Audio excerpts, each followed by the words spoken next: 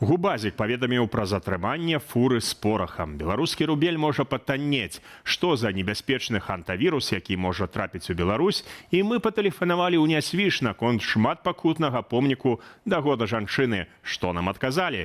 Вітаю, сябры, Владзіслаў Корсак у студыі. Лайк, падпіска, калі бяспечна. Рушым. У Менску проста ў двары жылога дому на вуліцы Манюшкі 14 аўтамабіль збіў 9гадовую дзяўчынку. За стэрном БМВ быў 22гадовы кіроўца. У Навагрудку ж на скрыжаванні вуліцаў Савецкай і Заводскай мікрааўтобус Volkswagen пратараніў мотаблок. Пацярпеў кіроўца мотаблоку. Да прыезду хуткай першую медычную дапамогу яму надалі патрульныя міліцыянты, якія сталіся сведкамі здарэння. ДАІ на дарозе Р-53 тэстуе новую сістэму з зажываннем штучнага інтэлекту. Камеры скануюць аўтамабілі і ўжо праз некалькі кіламетраў на экране над трасаю з'яўляюцца дзяржаўны нумар і зафіксаванае парушэнне. Штучны інтэлект выяўляе перавышэнне хуткасці, адсутнасць тэхагляду, непрышпілены рамень або выкарыстанне тэлефона за стэрном. За сур'ёзныя парушэнні прадугледжаныя штрафы. Адметна, што паводле закону дзяржнумар аўта лічыцца персанальнымі звесткамі і яго публікацыя без згоды незаконная. Пакуль сістэму тэстуюць, юрысты скіравалі запыт, каб удакладніць прававыя падставы апрацоўвання такіх звестак. У Беларусі дазволілі дзяліць маёмасць без супольнага візіту да натарыуса. Паводле новай нормы бакі могуць прыходзіць да розных натарыусаў у любую кантору без прывязкі да вобласцяў і гарадоў. Натарыусы самастойна скантактуюцца пра забароненую электронную сістэму, складуць дакументы і зацвердзяць іх сваімі лічбавымі подпісамі. Удзельнікам трэба будзе толькі падпісаць электронную дамову і угода набудзе юрыдычную моц. Гэта зручна для жыхароў розных рэгіёнаў, якім раней даводзілася ехаць на сустрэчу за сотні кіламетраў. Таксама для тых, хто з некаторых прычынаў не хоча бачыць другі бок.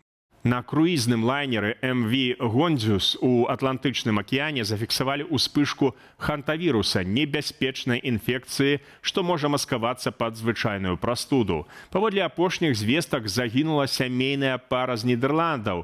Яшчэ адзін пасажыр у цяжкім стане ў рэанімацыі ў Паўднёва-Афрыканскай рэспубліцы. Судна з прыкладна 240 асобамі на борце цяпер стаіць каля Каба-Верде. Медыкі разглядаюць ізаляцыю яшчэ некалькіх пасажыраў. Сярод пачатковых сімптомаў віруса ламота ў целе, слабасць, тэмпература і галаўны боль. А вось праз некалькі дзён хвароба рэзка абвастраецца, лёгкія могуць хутка напаўняцца вадкасцю і чалавек пачынае задыхацца. Вірус таксама можа біць па нырках і сасудах, прыводзіць да ўнутраных крывацёкаў. Інфекцыя распаўсюджваецца мышамі і пацукамі, а чалавек можа падхапіць яе, удыхнуўшы пыл са слядамі жыццядзейнасці грызуноў пры кантакце з іхнай слінаю ці праз укус. Смяротнасць пры ускладненнях дасягае 40%. Вакцыны пакуль не існуе. Беларускі рубель можа падтаннець ужо ў траўні. За мінулы тыдзень ён аслабеў адразу да долара і расейскага рубля. Даволі нетыповая для апошніх месяцаў сітуацыя. Паводле старэйшай навуковай супрацоўніцы цэнтру БЭРОК Настасі Лузгіной, адзін з асноўных фактараў тут расейскі рубель. Ён узмацніўся на фоне высокіх цэнаў на нафту праз канфлікт вакол Ірану. Аднак ужо ў траўні сітуацыя можа змяніцца. Не ў апошнюю чаргу праз выхад Аб'яднаных Арабскіх Эміратаў з ОПЕК і ОПЕК+.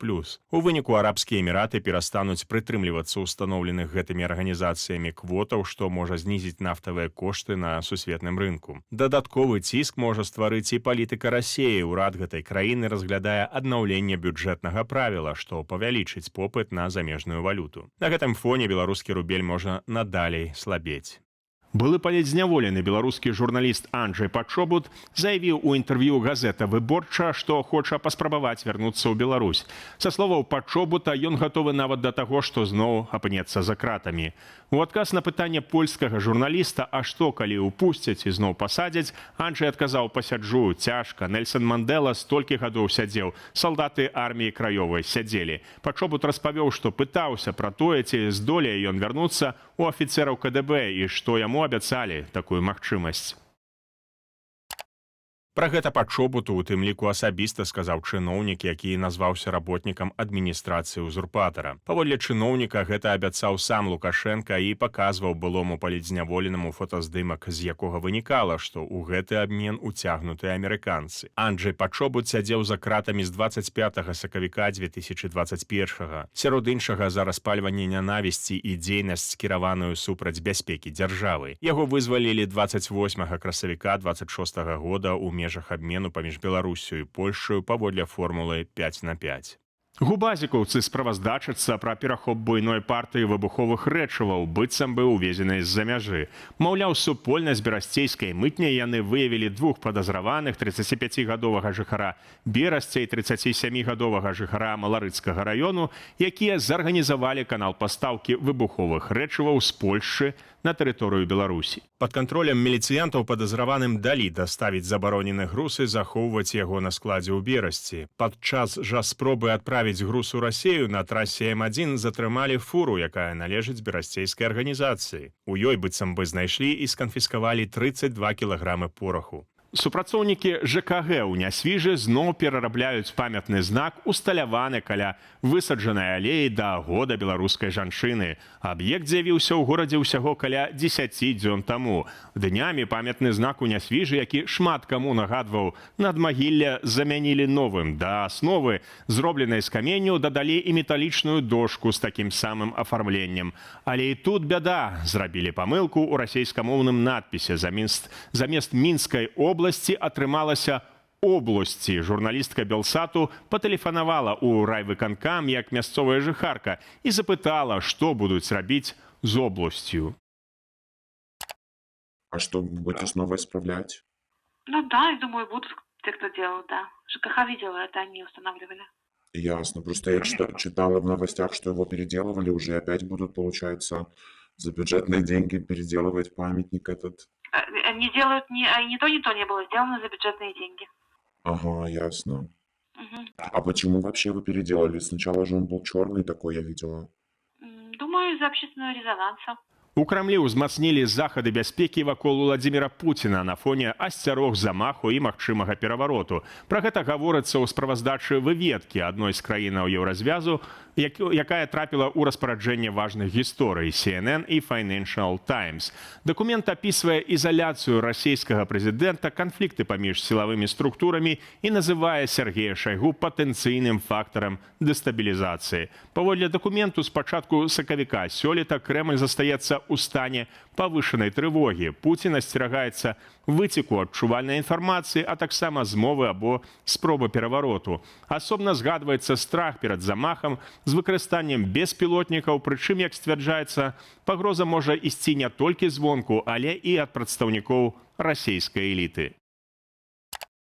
Асцярогі ўзмацніліся на фоне вайны супраць Украіны, рэгулярных удараў па тэрыторыі Расіі і нарастання канфліктаў сярод элітаў. Цяпер наведнікі Крэмля праходзяць падвойны агляд, уключна з поўным кантролем з боку супрацоўнікаў службы бяспекі. Людзям з найбліжэйшага акружэння Пуціна забаронена карыстацца звычайнымі смартфонамі, ім выдаюць прылады без доступу ў інтэрнэт. Паводле справаздачы, Пуцін амаль перастаў наведваць звыклыя рэзідэнцыі ў Падмаскоўі і на Валдаі. Значную частку ён праводзіць у абароненых аб'ектах, уключаючы мадэрнізаваныя бункеры ў прыватнасці на поўдні Расіі. Падрабязна пра страх за сваё жыццё таго, хто вінаваты ў смерці сотняў тысяч людзей, чытайце на belsat.eu.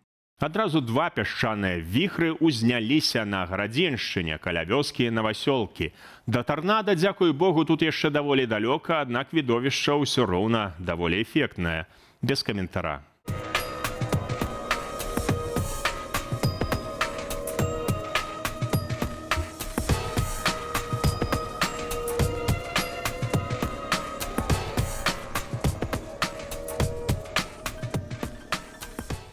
На гэтым развітваюся, стаўце лайк і падпісвайцеся на канал. Гэта вельмі важна для прасоўвання аператыўных і незалежных навінаў. Няхай нашая агульная праца заўсёды дае плён. Беражыце сябе.